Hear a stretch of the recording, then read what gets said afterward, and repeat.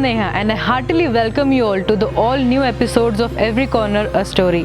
Today, as you can see, we have come here to explore the UNESCO's World Heritage Site, the very popular Ellora Caves.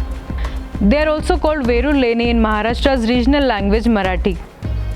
It is one of the largest rock-cut monastery temple cave complexes in the entire world. It majorly features Hindu, Buddhist and Jain artwork in one place, and also it was built between 6th to 8th century.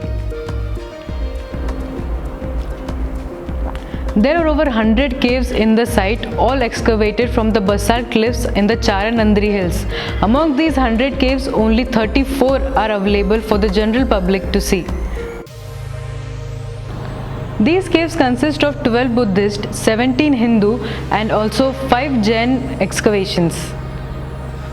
They were built very close to one another, which shows that how the religious harmony was there in the ancient India. Well, as it is impossible to gather all the interesting information of these Ellora caves into one single episode, I have divided it into different episodes which would give us a chance to know the Ellora caves better and in a detailed manner.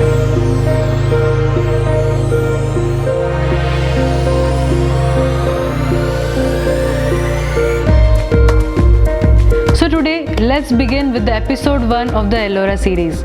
First of all, the Ellora caves are situated about 29 kilometers from the city of Aurangabad and not more than 300 kilometers from the major cities of Mumbai and Pune. It is very easy to reach here from the city of Aurangabad as maximum tourists do the same. These caves are located in the southern part. It was initially considered that the Buddhist caves were built between 5th to 8th centuries before the Hindu and the Jain caves, with the cave numbers 1 to 5 built in the first phase and the cave number 6 to 12 in the second phase. But the modern studies consider that the Hindu caves were built before the Buddhist caves. The earliest Buddhist cave was cave number 6, followed by the cave numbers 2, 3 and 5, and later the cave numbers 4, 7, 8, 9, 10 were built. Also, the cave numbers 11 and 12 are also called Do Thal and Teen Thal respectively, which were built the latest.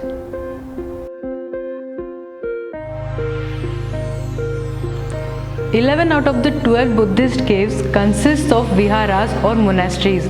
They have large prayer halls, big multi-storied buildings, and also they are carved into the mountain faces. They also include sleeping quarters, living quarters, kitchens and other rooms.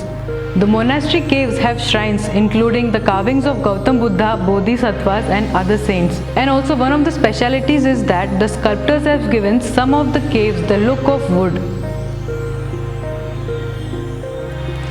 Caves number 5, 10, 11 and 12 are the unique caves and architecturally important ones in the Buddhist cave series.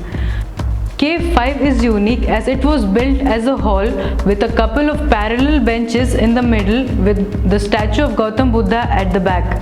The cave number 5 and 11 are the only caves in the entire India which are built in such a way. Cave numbers 1 to 9 are all grouped in monasteries, while cave number 10 is built as a Buddhist major praying hall.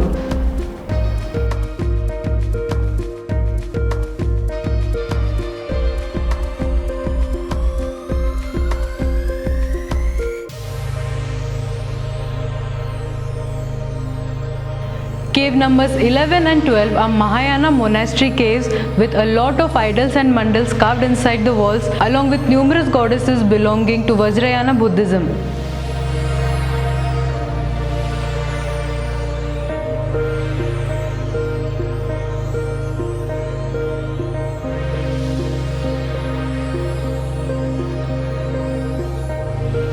There are compelling evidences to show that the Tantra and Vajrayana Buddhism were well established in South Asia during the 8th century.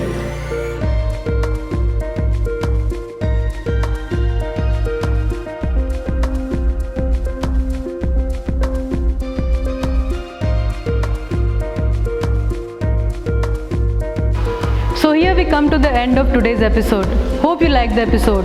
Today we saw some of the very interesting information about the Buddhism caves from cave number 1 to 12. In the next episode we would take a look into the remaining caves. Till then, bye bye, take care and be safe. And if you like the video, don't forget to like and subscribe and share my video. Thank you for watching.